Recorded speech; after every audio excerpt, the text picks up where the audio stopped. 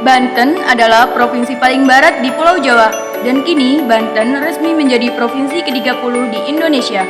Banten dijuluki sebagai kota santri. Banten juga merupakan tanah jawara. Begitu banyak keindahan, kesenian, dan peninggalan sejarah yang ada di Banten. Salah satunya adalah Masjid Agung Banten. Masjid Agung Banten adalah salah satu masjid tertua di Indonesia yang penuh dengan nilai sejarah. Setiap harinya, masjid ini ramai dikunjungi para perziarah. Bahkan yang datang tidak hanya dari Banten dan Jawa Barat, tetapi juga dari berbagai di daerah di Pulau Jawa.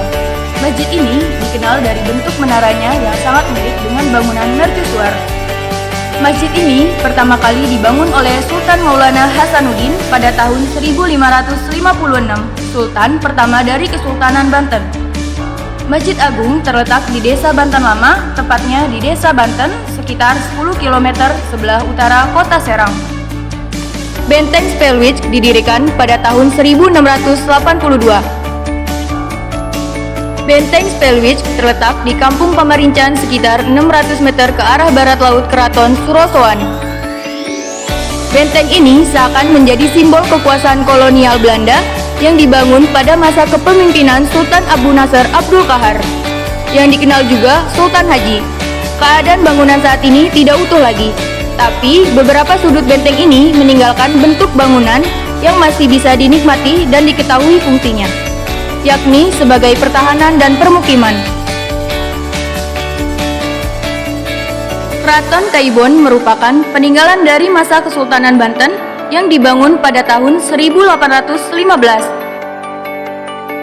Dari namanya, Kaibon yaitu keibuan. Keraton ini dibangun untuk Ibunda Sultan.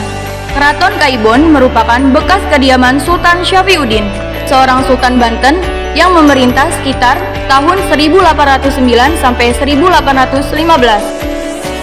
Keraton Kaibon yang terletak di Kampung Kroya, Kelurahan Kesunyatan, Kecamatan Kasemen, Keraton Kaibon menjadi salah satu bangunan cagar budaya Provinsi Banten yang menyimpan cerita kejayaan Kerajaan Banten Lama.